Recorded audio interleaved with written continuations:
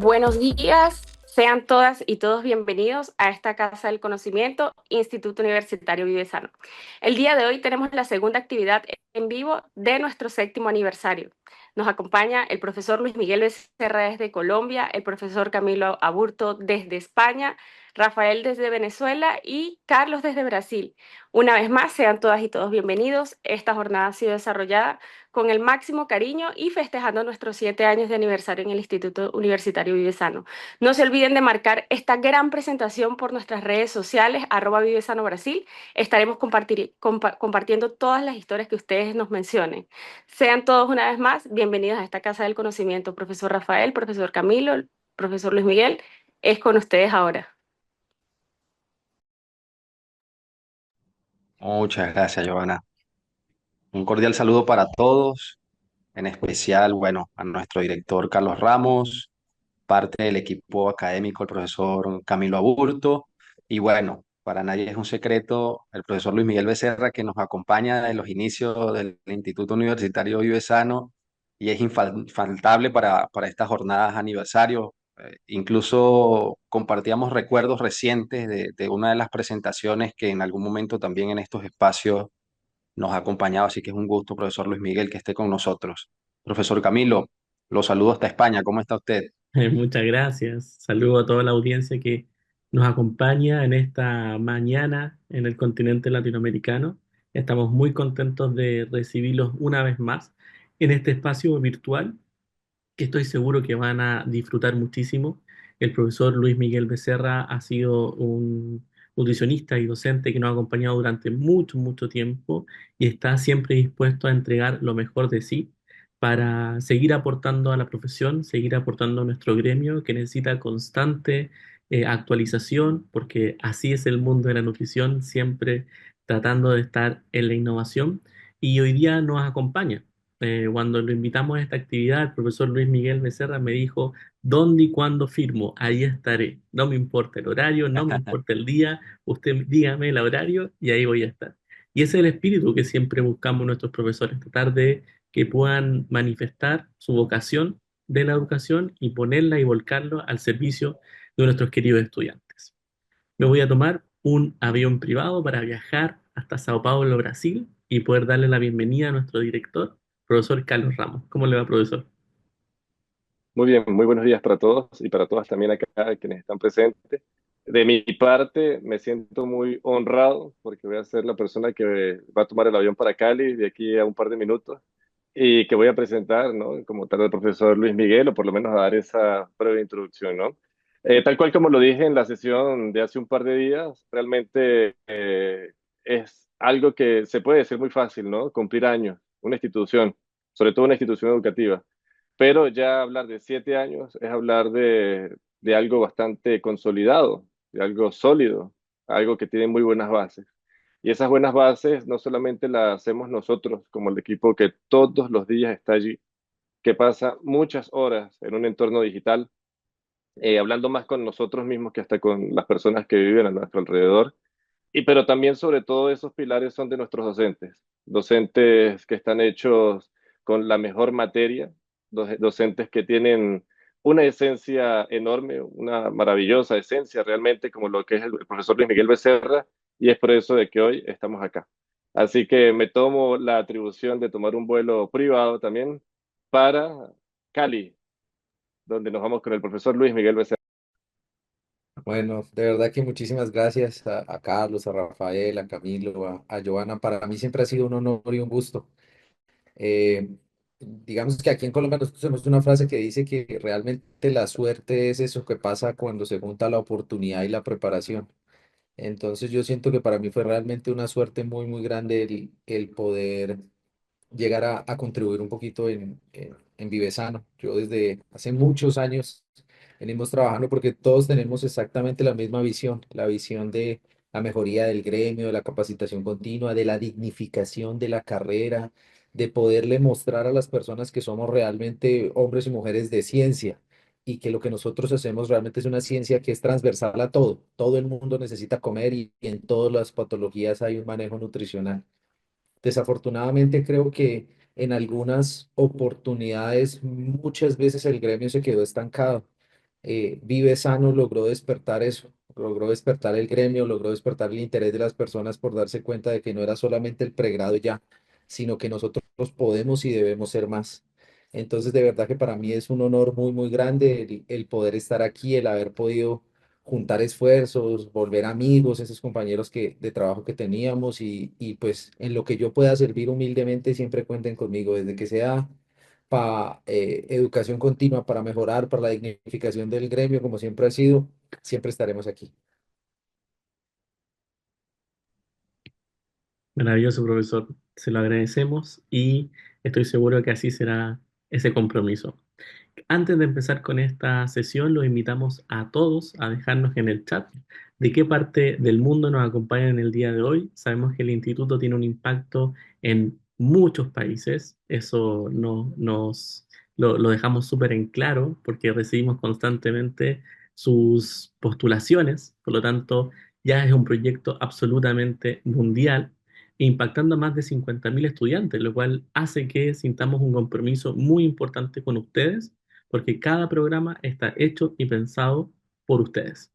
Por lo tanto, también les queremos pedir, ahí estoy viendo desde México, Ecuador, Chile, España, Argentina, Colombia, México, Perú, Venezuela, claramente países hermanos que nos acompañan día a día en este viaje de la educación.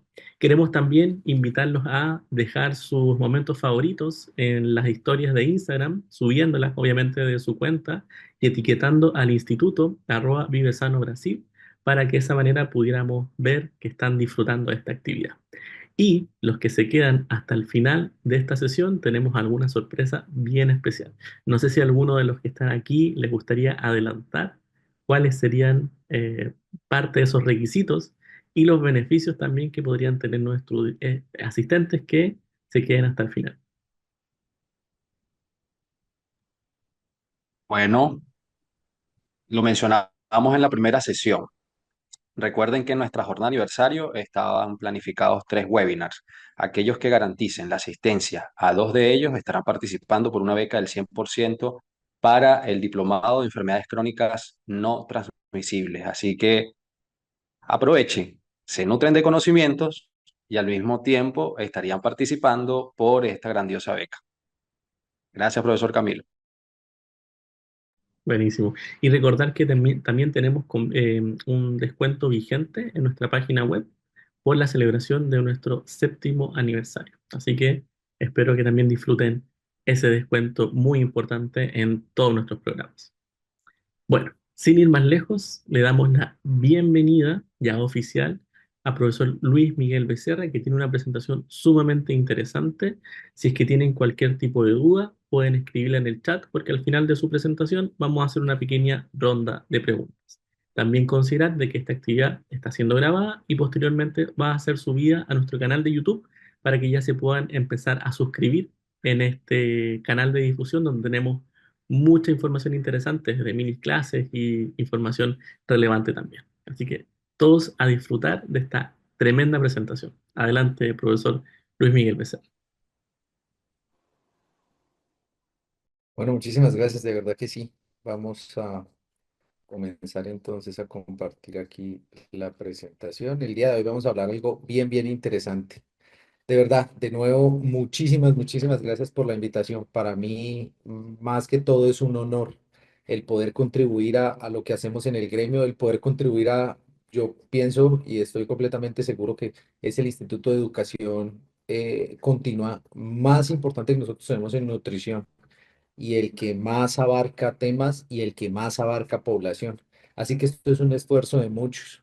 Un nutricionista que enseña es nutricionista que aprende 2 veces. Gremio que se fortalece, gremio que se agremia, gremio que se capacita, es un gremio que realmente redunda en el beneficio. Por eso es tan importante que todas aquellas personas que toman estos cursos de educación continua entiendan que su esfuerzo en este momento de estudio repercute en la salud y en la vida de un niño, de un adulto mayor, de una gestante, de una patología crítica o una crónica.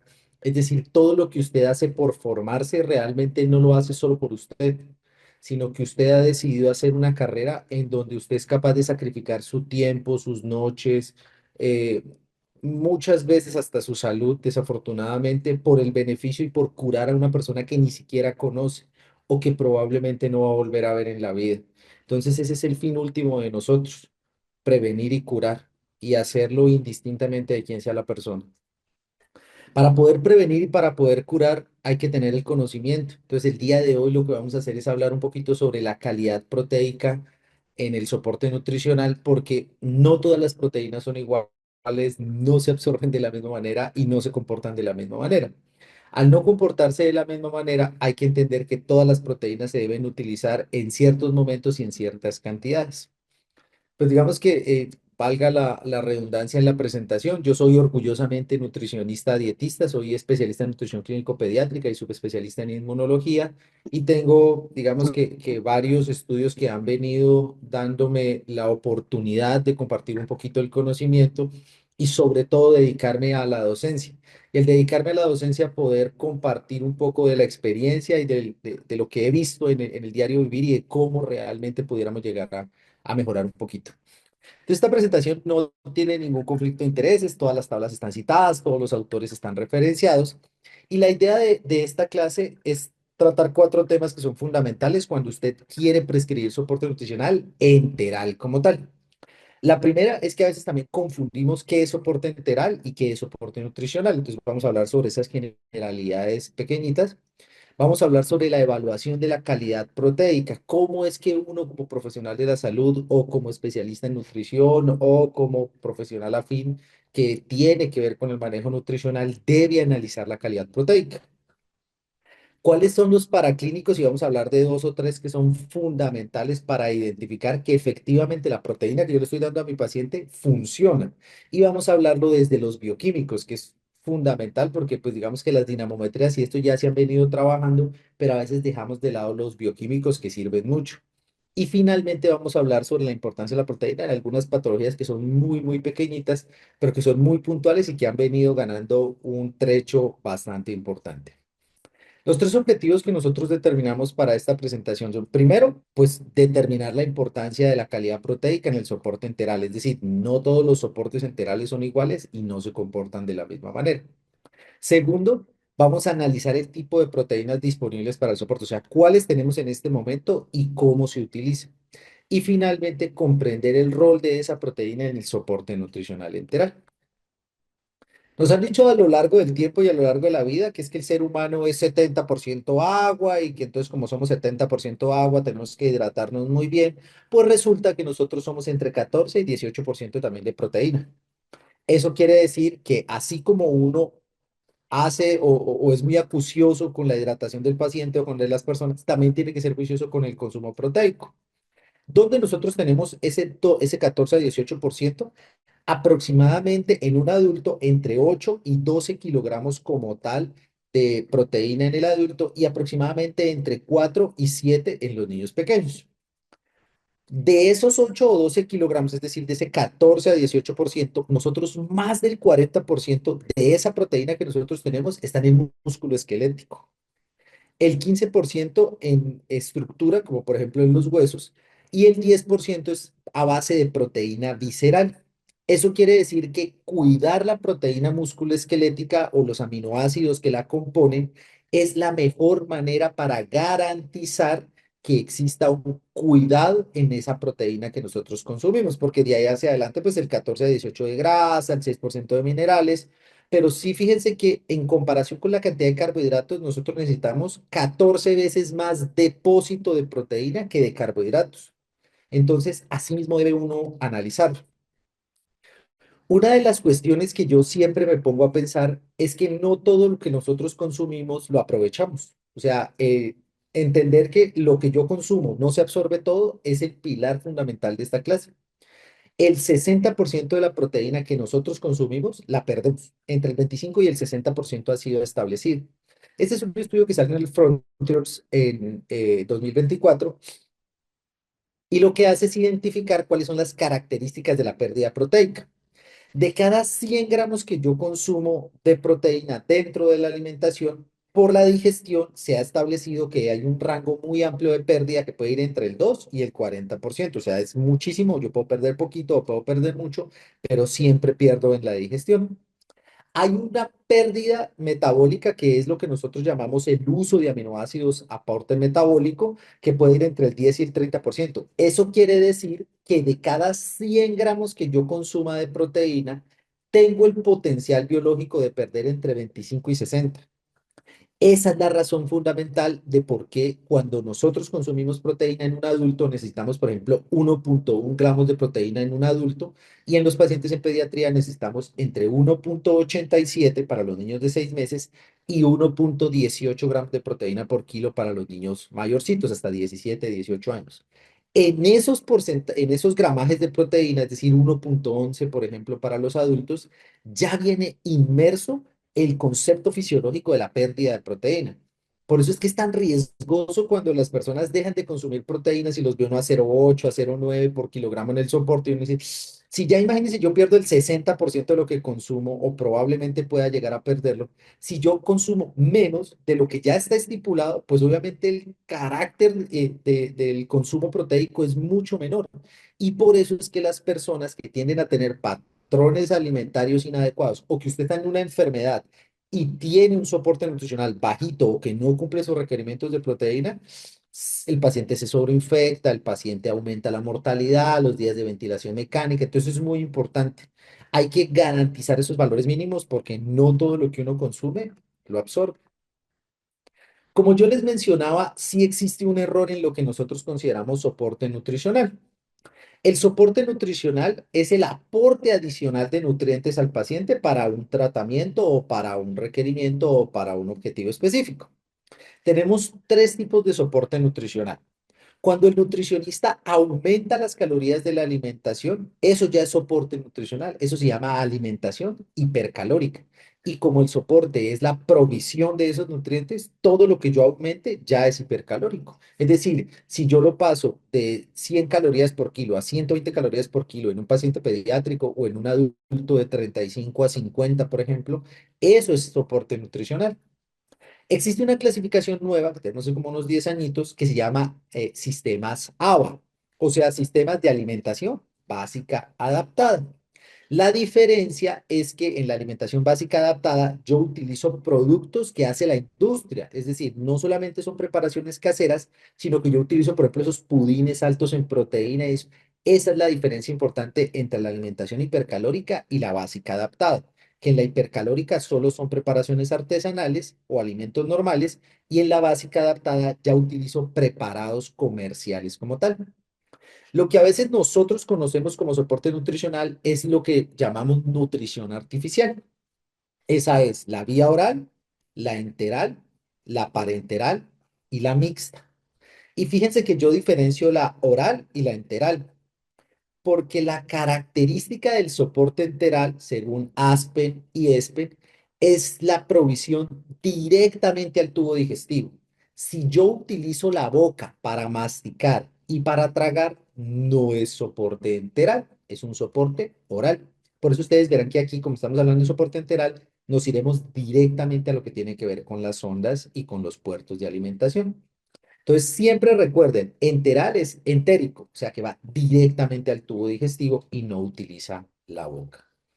Esta es la imagen más maravillosa que tiene la dietoterapia de Krauss. Yo casi siempre la utilizo para la absorción de nutrientes y es porque esto está en la página 17, capítulo 3 de la dietoterapia de Krauss en la edición 15 y es una maravilla porque le explica a uno realmente en qué parte del intestino debería preocuparse si estamos hablando de soporte proteico.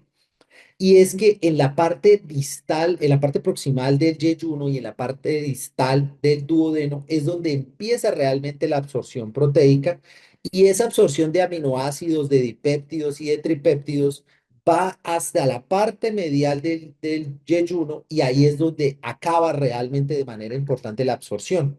Por eso las personas con yeyunitis o con algunas enfermedades como por ejemplo la enfermedad de Crohn son tan importantes que nosotros tengamos en cuenta el tipo y la calidad de proteína, porque no es solamente darle, sino realmente cuánta y de qué calidad. Hace por ahí unos 15 años aproximadamente empezaron a hablarse sobre la característica de la proteína y sobre el uso de proteína enteral en lo que tenía que ver con mortalidad y con cuidado crítico, por ejemplo, en niños. ¿Por qué es importante eso? Porque esto demuestra que si yo soy capaz de diferenciar y de identificar cuál proteína es mejor para mi paciente, la mortalidad de esos pacientes disminuye. O sea, el solo hecho de que usted como nutricionista decida cambiar la proteína ya impacta en la mortalidad. Nunca, nunca dejen de pensar que usted como nutricionista, usted como especialista en nutrición, usted como profesional afín al manejo nutricional es capaz de dar vida, pero también es capaz de quitarla. Es muy importante. El rol del profesional en nutrición es muy importante. Su decisión sí impacta en la vida y en la expectativa de mejoría del paciente.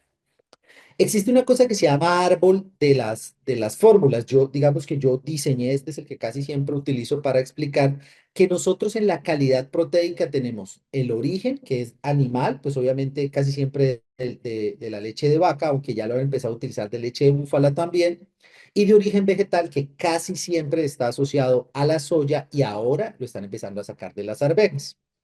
Nosotros, según el tipo de proteína en el soporte enteral, tenemos las elementales o las extensamente hidrolizadas, que son lo que nosotros llamamos monoméricos o de aminoácidos libres, las semielementales, que son siempre hidrolizados de lactoalbúmina y de caseína, y que tienen una adición de triglicéridos de cadena media por el síndrome malabsortivo, y lo que nosotros llamamos proteínas completas, que son las que tienen más de 20 carbonos dentro de su composición, y por eso se les llama proteínas completas. Dentro del grado de hidrólisis, nosotros tenemos dos grados de hidrólisis. Las que son parcialmente hidrolizadas y las que son extensamente hidrolizadas. Extensamente hidrolizadas, todas proteínas que tengan menos de 2000 Daltons de tamaño proteico. Entonces, hace muchos años empezaron a decir, mire, la capacidad que yo tengo de diferenciar entre los tipos de proteínas, por allá en el año 63 ya lo decían, es capaz de identificar que una composición de proteínas puede llegar a ser mejor que una sola tipo de proteína en la mayoría de los casos. ¿Eso qué quiere decir?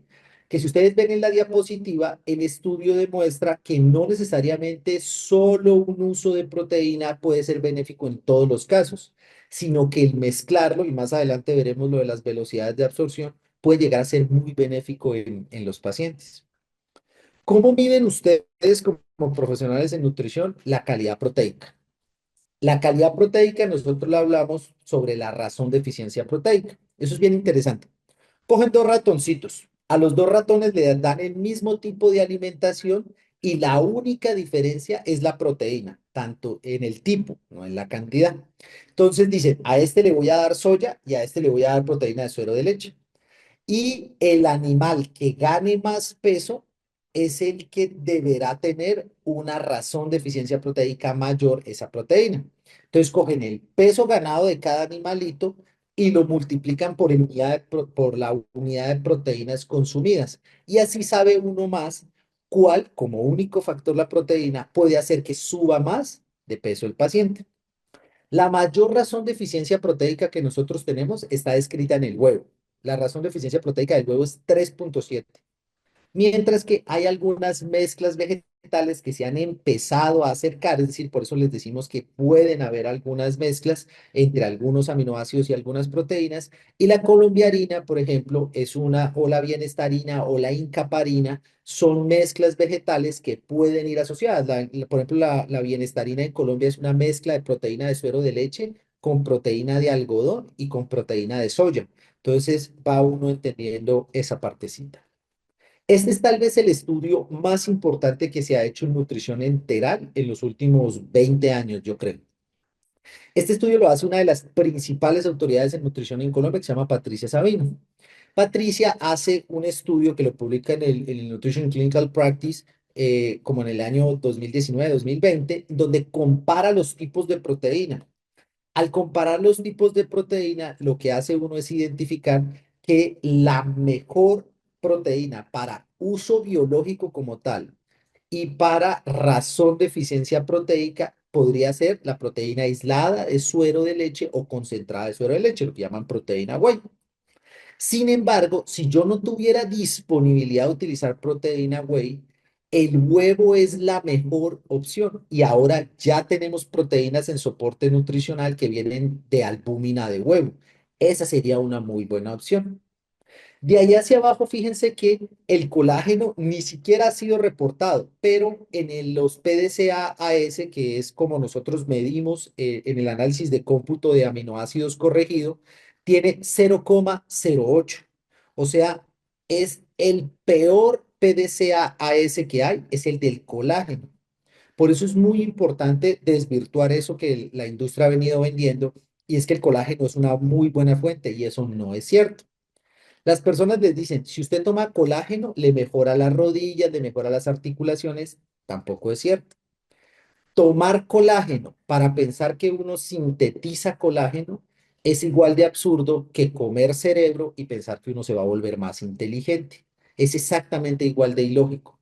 Por eso es que es tan importante el análisis como tal de las proteínas. Porque si yo le diera, por ejemplo, a un paciente colágeno, así sea hidrolizado o en péptidos, la verdad sería de las peores opciones que tendríamos. Otra opción importante en esta diapositiva es que la proteína de soya y la proteína aislada de soya tampoco son una buena opción como única fuente, ¿no? Fíjense que la razón de utilización metaproteica de la soya es aproximadamente de 61, perdón, y cuando yo empiezo a hablar sobre el uso como tal solo de proteína aislada de soya o concentrada de soya, da prácticamente lo mismo. Entonces, esa idea que le vendían a uno de que, mire, es que una cosa es la soya y otra cosa es la proteína aislada de soya, eso también es mentira. El valor biológico de la soya es de 73 en la proteína, y el valor biológico de la proteína aislada de soya es de 72,8. Es decir, que es peor en el valor biológico la proteína aislada de soya que la misma soya. Por eso es que yo generalmente lo digo. Darle soya a un paciente desnutrido es un crimen metabólico. Las proteínas se comportan exactamente igual que la insulina. ¿Eso qué quiere decir? Que así como hay insulinas de acción rápida y de acción lenta, hay proteínas de acción rápida y de acción lenta. Ese es un estudio bien interesante que salió en el año 97, en donde comparaban la velocidad de absorción de la proteína en diferentes espacios, y cuando hablaban de lo que llamamos la acreción proteica. Esa acreción proteica es la capacidad de atrapaje del músculo de esos aminoácidos que yo le ofrezco. Entonces, fíjense que por allá desde el año 1997 ya se sabía que las velocidades de absorción y que el tipo de proteína es fundamental para entender. Entonces, ¿cómo lo analizamos nosotros? Así como hay insulinas rápidas e insulinas lentas, las proteínas rápidas o las que se absorben son el aislado de proteína de suero de leche y el concentrado de proteína de suero de leche. Es decir, si yo quiero que se absorba muy rápidamente, siempre escojo el aislado o el concentrado. Pero fíjense que si eso tarda una hora aproximadamente en absorberse por ración, la proteína de caseína puede durar 6 veces más tiempo en absorberse que la proteína whey o la proteína de suero de leche. Fíjense que si yo pusiera, por ejemplo, esta costumbre de consumir huevo crudo, que porque el huevo crudo mejora la absorción proteica, es la peor opción en función de que puede durar hasta 20 horas en absorberse la proteína de ese huevo crudo. Nosotros coccionamos los alimentos por algo, y es porque coccionar los alimentos permite una mejoría en la absorción. Recuerden que nosotros somos la base del ser humano es la alimentación, y la base del nutricionista es el conocimiento, porque es lo que nos sirve a nosotros para desvirtuar todas estas mentiras que se han dado en alimentación y nutrición. ¿Por qué las personas tienen más saciedad cuando comen carne de res que cuando comen pescado? Por lo mismo, por la velocidad de absorción también. Fíjense que la velocidad de absorción es de 7 horas en promedio por ración del consumo de carne versus 3 horas entre el consumo de pescados y de mariscos. Es decir, que si yo quiero una absorción rápida en el paciente, le doy proteína de suero de leche. Pero si yo quiero una absorción mucho más lenta o una absorción mucho más prolongada, lo mezclo con proteínas como la caseína. Y ahora hay unos tipos de proteínas que llaman caseínas miscelares. Entonces, a veces yo mezclo y dicen, pero ¿por qué usted mezcló las proteínas? O sea, ¿por qué está mandando varios módulos de proteína? Porque yo quiero que el paciente después del ejercicio o después de la cirugía o de la agresión absorba proteína rápidamente, entonces le doy proteína whey. Pero quiero que eso se mantenga en el tiempo, entonces le mezclo con caseína y le mezclo con proteína de soya o le mezclo con proteína de arveja. Eso me permite a mí que todo el tiempo haya una velocidad de absorción proteica. Las decisiones del profesional en nutrición son días de vida para el paciente. Entonces, finalmente, existen diferentes estudios que han demostrado que la citotoxicidad y la posibilidad que tiene el cáncer de afectar más células también es dependiente del estado proteico. Este es un estudio que habla sobre la inhibición de la síntesis de algunos productos del cáncer cuando está en el marco de algunas proteínas, como por ejemplo las proteínas de glicina, que son a base de la soya o que son a base de algunos tipos de leguminosas como el frijol o el garbanzo. Entonces, fíjense que lo que demuestra el estudio es que algunos pacientes, por ejemplo, en cáncer, sí se beneficiarían de una disminución del consumo de proteína de origen animal y un aumento del consumo de proteína de origen vegetal. Nunca vegetarianismo. O sea, un paciente con cáncer o post-cáncer no debería ser vegetariano como tal, porque la leucina y la isoleucina que se necesitan para que el cáncer no se reactive de nuevo son fundamentales en la proteína de origen animal. Sin embargo, pues sí deberíamos reducirle un poquito al animal y aumentar un poquitico la vegetal. Entonces, finalmente, como para ir ya haciendo el cierre de la presentación del día de hoy, nosotros tenemos la capacidad del análisis crítico porque también sabemos sobre ciencia y tecnología de alimentos. Para ser bueno en clínica, definitivamente hay que estudiar mucha ciencia y tecnología de alimentos para poder entender que, por ejemplo, cuando yo voy a utilizar proteína de suero de leche, yo, por ejemplo, la debo hacer, si lo va a hacer por una separación de membrana, pues probablemente la concentración de la proteína será del 75 al 80. Pero si a mí me dicen, no, mire, es que la proteína de suero de leche se hizo por precipitación, por temperatura o por acidez, yo ya sé que esa es una proteína de menor calidad, así sea proteína de suero de leche. O si a mí me dicen, no, mire, es que utilizamos proteína de suero de leche, pero se hizo por desmineralización o por deslactosado. Yo ya sé que tiene máximo el 40%. ¿Eso qué quiere decir? Cuando yo reviso la lata del soporte nutricional, veo que dice proteína de suero de leche. Pero cuando yo le digo al visitador médico cómo extraen esa proteína de suero de leche, esas cuatro cosas, intercambio iónico, separación de membrana, desmineralización o precipitación por temperatura o por acidez, es un determinante para saber, bueno, esta es por intercambio iónico, esta es la mejor tipo de proteína. Esta se hizo por precipitación por temperatura, así sea proteína de suero de leche, no es tan buena opción. Esas decisiones basadas en su conocimiento sí hacen la diferencia en la salud de las personas. Entonces, aquí lo que quiero mostrarles es que el peso no necesariamente es solo por proteínas de origen animal, porque pues para mí también es importante eso, y es entender que sí existe una diferencia entre si yo utilizo ciertos tipos de leguminosas o no. El maní no es un fruto seco. El maní es una leguminosa. Botánicamente hablando, las leguminosas, si ustedes miran el árbol del maní, usted cuando levanta la planta, o sea, la saca de la tierra, es en las raíces donde viene el cacahuate. Entonces eso no es un fruto seco, porque los frutos secos se llaman secos, es porque son frutos que se secan del árbol y se caen, como las nueces, como las almendras, como la macadamia, como los pistachos, esos son frutos secos. Entonces, los frutos secos, esos como los pistachos, las nueces, son fuentes de ácidos grasos. El maní es fuente de proteína y de carbohidratos, porque botánicamente es una leguminosa. Entonces, si ustedes tienen la opción y a veces dicen, pero ¿y usted por qué le envía maní a ese paciente si necesitamos que consuma más proteína? Porque el maní es una fuente proteica también. Eso es un indicativo de lo que estamos viendo aquí. Este es un estudio que hace la comparación. Fíjense que los pacientes a los que solo les dejan comer maní tienen una razón de eficiencia proteica mucho mejor y a los 28 días tienen una mejoría en el consumo de proteína y por ende el peso es mucho mayor. Entonces, por ejemplo, en personas vegetarianas, yo sí fomento que consuman maní, porque eso disminuye un poquito la hipoproteinemia y eso puede hacerse también en el soporte entero. La suplementación con proteína es una maravilla. ¿Qué es lo que podemos hacer aquí? Mire, fíjense, este es un estudio que sale en el Journal de Ciencia Alimentaria en el 2015, que demuestra que hay una mejoría entre el consumo de ciertos tipos de proteínas mezcladas versus el consumo de ciertos tipos de consumos. Es decir, yo puedo suplementar algunas cositas para mejorar.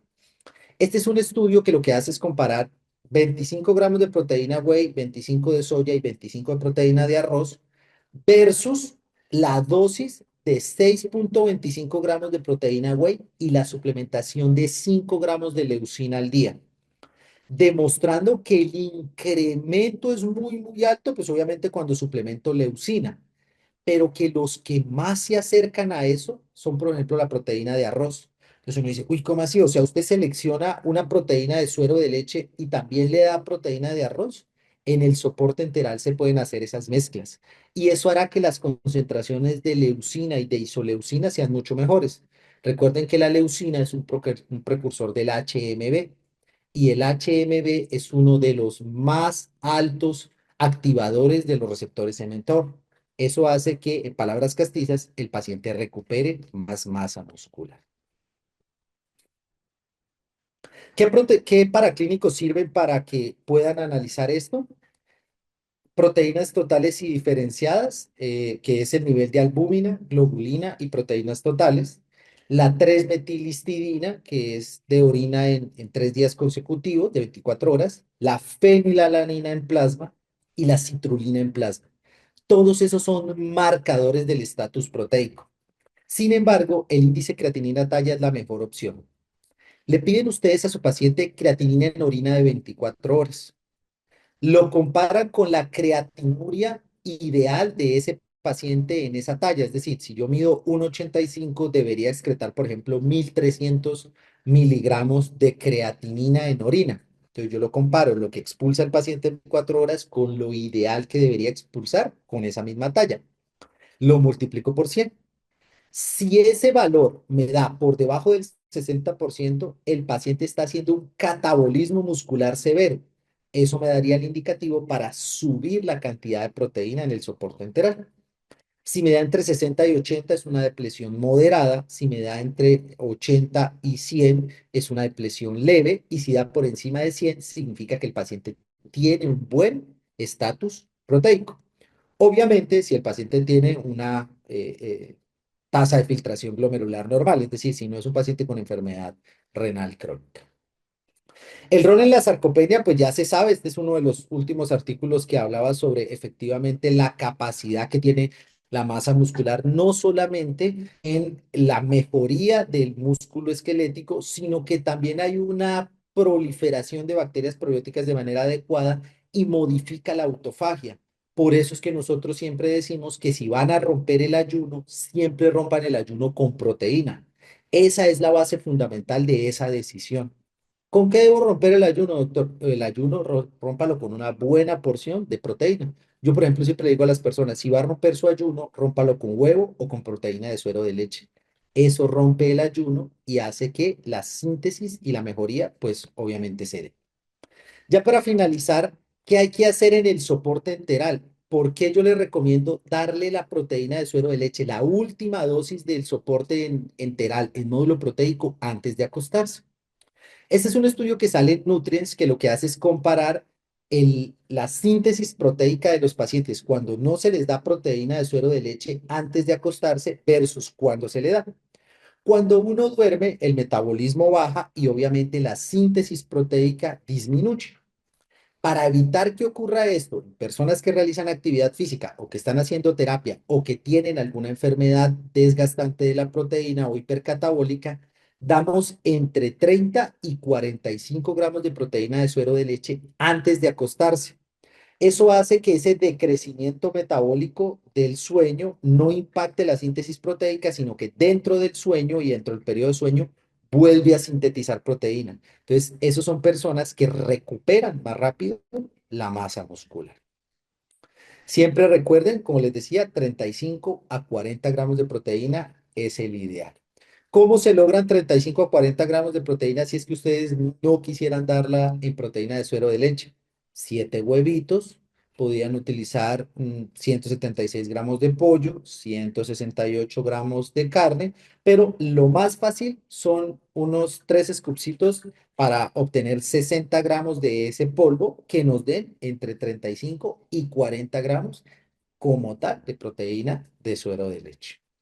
También tengan en cuenta que existen protocolos, entonces ya tenemos unos protocolos establecidos de cuándo nosotros debemos utilizar algunos factores o no. Esto simplemente pues se los dejo como algo anecdótico para que ustedes vean que efectivamente ya tenemos unos indicadores de valoración antropométrica, de prescripción alimentaria, pero sobre todo de monitoreo. Siempre tengan en la medida de lo posible que se recomienda hacer un monitoreo del balance proteico a diario para saber que efectivamente la proteína enteral que estamos dando es realmente benéfica. Pero ojo, no dar mucha proteína porque tampoco es que sea pasar del 0,6 al 4 gramos por kilo, no. En los niños pequeños, sobre todo los que hacemos pediatría, bueno es tanto, pero no tanto. Este es un estudio que habla sobre la relación del consumo alto de proteína en niños pequeños y la relación con sobrepeso y obesidad en los niños grandes, ¿cierto? En los adolescentes y en los adultos.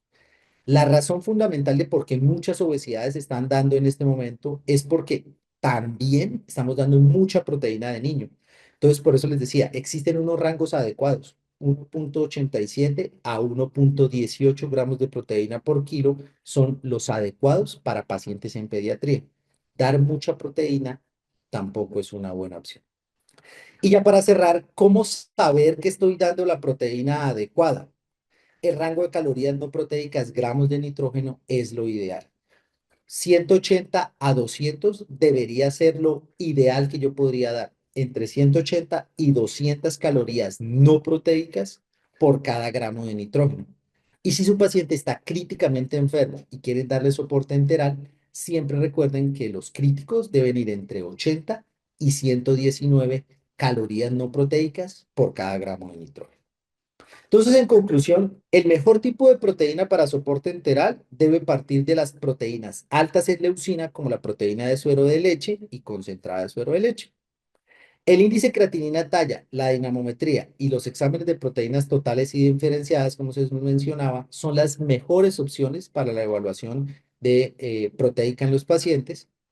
No es recomendable el uso de proteínas a base de soya en situaciones de hipercatabolismo debido a su bajo aprovechamiento proteico como única fuente, ¿no? Si usted las mezcla y le pone un poquitico por allá el 10% del requerimiento general de proteína, es decir, si usted necesita 100 gramos de proteína y le da solamente 10 gramos de proteína de soya, no está tan mal, porque aumenta o tiene una velocidad de absorción muy larga y de pronto lo beneficia, pero no como única fuente proteica. Y finalmente, es que el nutricionista dietista es el profesional idóneo para seleccionar, ordenar, evaluar y modificar el soporte nutricional. Muchas gracias. Aplausos virtuales para el profesor Luis Miguel Becerra por esta tremenda presentación. Muchísimas gracias. Nos ha refrescado la memoria a muchos que no estamos en el área clínica y que sin duda pone desafíos para el abordaje. Qué importante también es podernos capacitar en estas áreas que finalmente terminan salvando vidas en instancias hospitalarias. Así que, profesor, muchísimas gracias por esta excelente presentación. Vamos a ir ahora a una ronda de preguntas. Tengo algunas que me han llegado por acá. Vamos a ir también con algunas reflexiones también al finalizar esta misma. Jennifer nos hace la pregunta. Quisiera hacer una pregunta. Cuando mencionó el maní, me gustaría saber qué opina del contenido de omega 6 del maní. He escuchado a muchos nutricionistas satanizar el maní por su alto contenido de omega 6. Bueno, la verdad es que de los frutos secos, el maní es el que menos omega 6 tiene. El omega 6 es precursor de leucotrenos, prostaglandinas y tromboxanos inflamatorios. Entonces, a veces se sataniza un poco y dice, no, es que no debe haber inflamación. Claro que debe haber inflamación, porque la inflamación produce regeneración celular y regeneración de tejido. Sin embargo, sí debe tener un balance en los rangos omega 6, omega 3. Si yo le digo al paciente que consuma buenos frutos secos altos en omega 3, como las nueces del Brasil, que son muy buenas en selenio, la macadamia, el pistacho, ese tipo de productos o consumo pescados de mar o simplemente aceite de canola o de linaza que tiene alta concentración de omega 3, el consumo de omega 6 lo que hace es balancearlo y permitir que el paciente se inflame para la recuperación del tejido, pero que no haya una hiperinflamación. Yo siempre le digo a las personas que ningún alimento es malo como tal. No es dejar de comer, sino aprender a comer inteligentemente. Totalmente. Excelente reflexión. Me gustaría también tomarme una licencia, porque me encanta la manera en que explica usted del por qué la albúmina ya no se considera un examen, un predictor hoy en día para desnutrición proteica visceral. Y esto, justo se quedó pegado el profe. Sí, Journal de vamos a Aspen. esperar. Ahí ya Profesor, llegó, profe. Qué pena con de- ustedes, disculpen, es que No se se preocupe. pone itinerante un poquito el internet. Sí, no hay- señora, hace como unos 15 años en el Journal de Aspen sacaron la primera versión como tal de los documentos en donde hablaban que la albúmina es un marcador de inflamación y de infección. Como es una proteína de fase aguda negativa, es decir, ps- eh,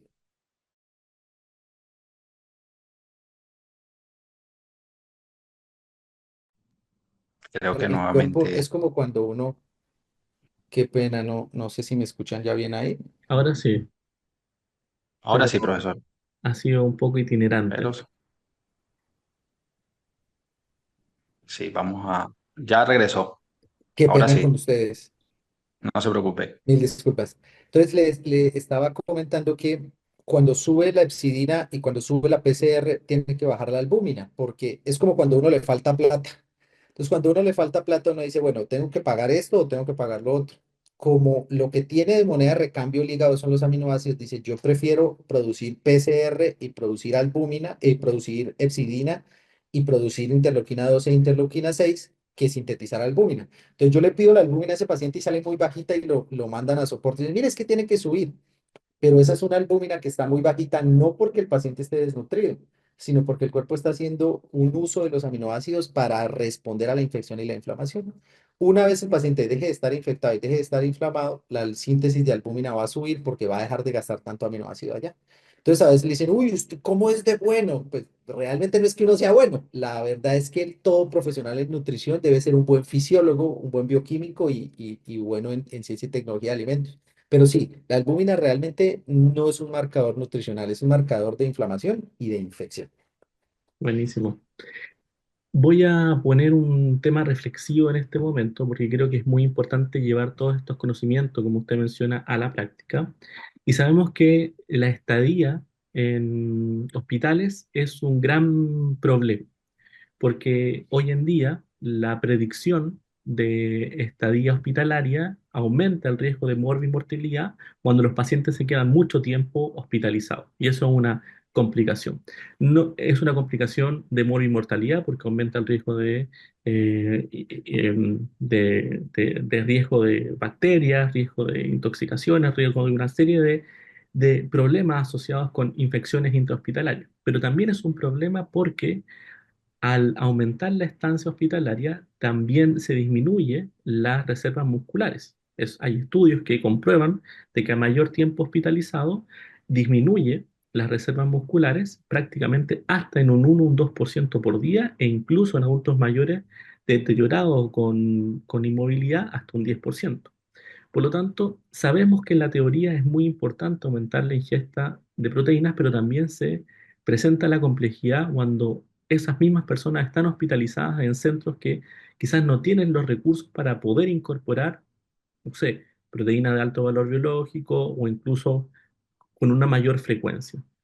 Dado su experiencia, aquí viene la pregunta, ¿cómo podemos poner un equilibrio entre lo que dice la teoría con respecto a la importancia del consumo de proteínas y lo que es la realidad de los servicios de alimentación que muchas veces le cuesta poder planificar proteínas de alto valor biológico para contribuir a mantener y mejorar las reservas musculares de nuestros pacientes hospitalizados?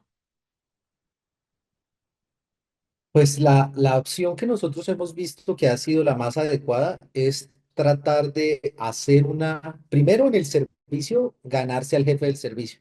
¿Cómo se gana uno al jefe del servicio?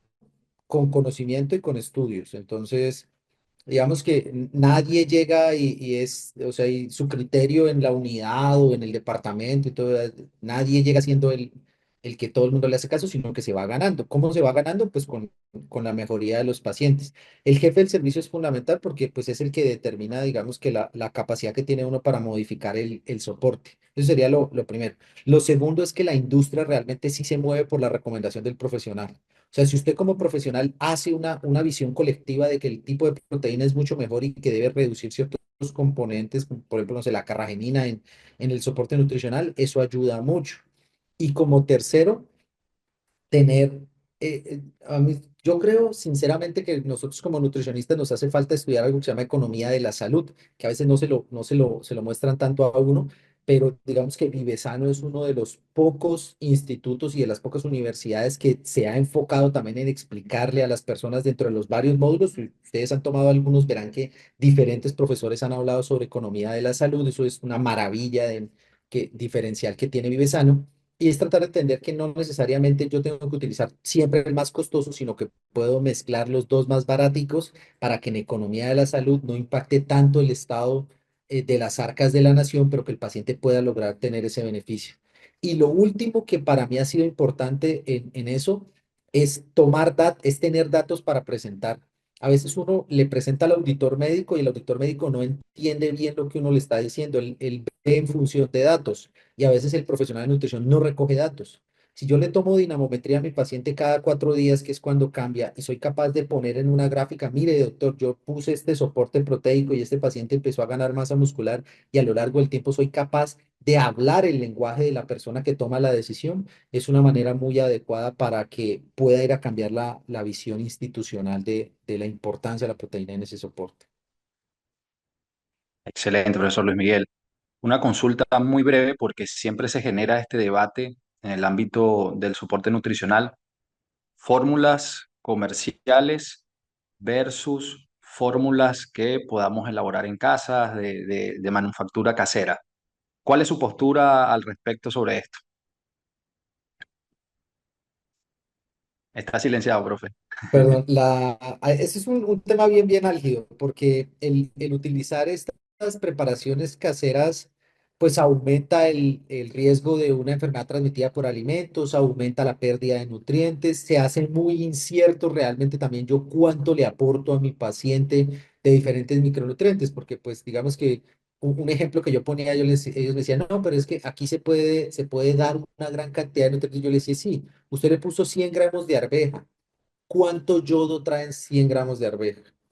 Entonces yo le decía, no es tanto en los macronutrientes, sino en los micronutrientes. Yo le decía, en pacientes como estos, por ejemplo, yo puedo mirar en la fórmula comercial cuánto selenio tiene. El selenio es fundamental para que el paciente no haga hipotiroidismo del cuidado crítico. Entonces, cuando yo tengo una fórmula comercial en donde tengo la certeza de que esos nutrientes vienen ahí, le permite a uno tener un mayor perfil de seguridad.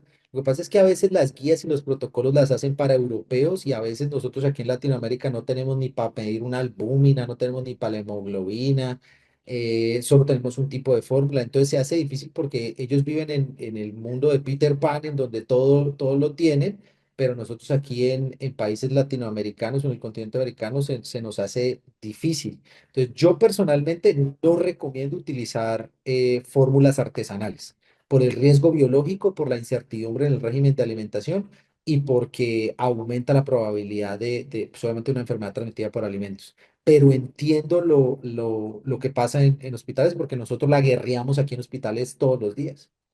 Es así, profesor Luis Miguel. Y finalmente, suplementos emergentes, se está debatiendo muchísimo sobre el uso de la creatina, por ejemplo, en el ámbito clínico. ¿Qué postura tiene usted al respecto sobre estas alternativas que se están debatiendo?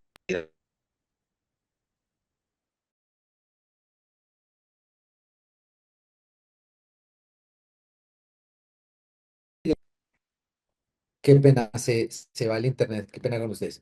Hay un investigador súper bueno que se llama Darren Kando. El doctor Kando es probablemente la persona que más sabe sobre creatina en el mundo.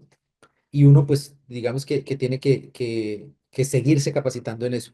A nivel hospitalario, todavía no hay información fuerte que recomiende el uso de creatina, ni monohidrato, ni HCl, aunque pues obviamente siempre preferiblemente monohidrato, esas del HCl todavía les falta bastante, pero no hay información ni en niños ni en adultos a nivel clínico y hospitalario. El doctor Kando sí ha dicho que entre 3 y 5 gramos de creatina a día pues puede llegar a disminuir la probabilidad de que haya neurodegeneración, Alzheimer, Parkinson. Hay un estudio muy reciente que sacaron hace como una semana en donde inclusive el doctor Holloway también lo publicó, y es que para personas que tienen síndromes de deprivación del sueño era como a 0,3, 0,4 gramos de creatina por kilo, o sea, eso daba como 30 gramos, 40 gramos de creatina a día, o sea, son valores altos. Pero hasta el momento a nivel hospitalario no hay, o sea, clínicamente hablando no. Los de deporte, que son personas muy brillantes, la nutrición deportiva es muy compleja y es muy interesante, es de mucho respeto la nutrición deportiva. Ellos tienen unos parámetros diferentes, pero clínicamente hablando, hasta el momento no se recomienda. Maravilloso. Un espacio bastante nutrido de intercambio de saberes, profesor Luis Miguel. Así que muy agradecido siempre por la disposición en aclarar las dudas que se fueron debatiendo acá. Camilo, Totalmente. Muchísimas gracias. Creo que vamos a subir este video a YouTube y va a ser uno de los más virales porque son estas pequeñas así es. frases que uno recuerda y que posteriormente los vas a analizar a los papers y vas a consultar la información y después eres un divulgador también de esta información, que es lo que nos importa también en este espacio educativo, seguir divulgando la información científica y basada en la evidencia. Y es por eso que este tipo de instancias son tan importantes, porque no solamente nos invitan a acercarnos a nuestra comunidad, a nuestra esencia como instituto, sino que también nos permiten divulgar el conocimiento de una manera accesible, basado obviamente en Así es. nuestros pilares y valores. Profesor, muchísimas gracias nuevamente. Es un honor tenernos en nuestro equipo, decir que es parte de nuestro staff académico. Y antes que se nos vaya, le tenemos un pequeño reconocimiento. Este es Ah, un ay, diploma importantísimo porque queremos oficialmente reconocer toda la trayectoria que ha tenido y porque es el docente con mayor trayectoria en nuestro instituto. Es aquel docente que fue pionero dentro del instituto, aquel que eh, nos ha acompañado por 7 años, aquel que dijo sí en esos programas educativos que estábamos viendo cómo funcionaba, nuestras aulas, nuestro mercado, nuestro público objetivo, hasta hoy día que nos deleita en esta presentación. Cada vez que se le ha invitado, siempre ha existido un sí como respuesta, y eso es algo que queremos validar, queremos reconocer como el docente con la más larga trayectoria y que siga por mucho tiempo más dentro de este instituto. Así que, profesor, muchísimas gracias nuevamente por su compromiso. nada, muchísimas gracias. Son bonitos detalles, de verdad que cuando yo era estudiante de pregrado, yo decía, ¿cuándo seré yo profesor? ¿Será que yo algún día tendré la oportunidad? Y Vivesano ha sido de verdad un lugar, tal vez las personas no lo pueden ver, pero realmente sí se dejan de ser compañeros de trabajo y se convierten realmente en amigos, en personas con las cuales uno puede compartir sus proyectos personales, hablar, conocer cosas de su familia. Vive sano no es una frase de cliché, de verdad. Nosotros sí somos una familia que se apoya, somos una familia que se entiende, que se ayuda a progresar, y eso es una maravilla. De verdad que para mí es un verdadero honor. eh, yo desde hace mucho tiempo estoy tratando de vender la visión de qué es lo que considero como un nutricionista.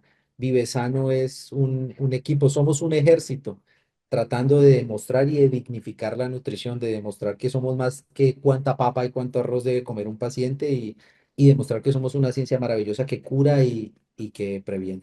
Muchas gracias, de verdad. Gracias a usted, profesor. Felicidades, felicidades, profesor. Excelentes palabras, de verdad que sí. Perfecto. Damos entonces término a esta jornada, una jornada intensa Sí. de día sábado. sin antes poder agradecer nuevamente a nuestro querido profesor Luis Miguel Becerra por su participación, además de agradecer a todos nuestros queridos estudiantes y asistentes que están en esta oportunidad, invitarlos obviamente a que visiten nuestras redes sociales para enterarse de todos nuestros programas académicos. Estamos innovando no solamente con cursos, certificaciones, diplomados, sino que también con nuestro proyecto más importante, que es la especialidad, lo cual nos tiene muy contentos y con Sí. desafíos muy interesantes. Ya está terminando la primera cohorte en nuestra especialidad de nutrición clínica del adulto y estamos recién iniciando la pediátrica. Por lo tanto, los invitamos a todos a seguir conociendo mucho más sobre esto.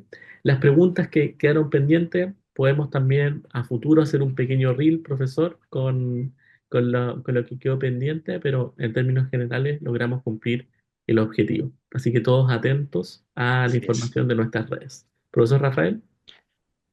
Próximo martes, la convocatoria es para el próximo martes, para aquellos que son amantes de la nutrición deportiva. Estará con nosotros el profesor Álvaro Vergara. Estén pendientes a nuestras historias para quienes no han podido alcanzar a registrarse en el enlace Zoom. La hora de convocatoria, 18 horas Santiago, 17 horas Bogotá y 16 horas Ciudad de México. El profesor Álvaro Vergara, ya con nuestro último webinar aniversario. Profesor Luis Miguel, un fuerte abrazo. Hombre, Dios me los Gracias por... bendiga. Muchísimas gracias. Amén, amén, Que igualmente. todo suelo que pisen sea bendito y que sigan teniendo mucho éxito. De verdad que un abrazo muy grande. Gracias por la confianza de siempre y pues ustedes saben que humildemente en lo que yo pueda servir, siempre estoy a disposición de ustedes y del gremio. Un abrazo. Que estén Lo bien, que tengan un sabemos. buen día. Gracias. Gracias, profesor. Buen fin para todos. Un fuerte abrazo.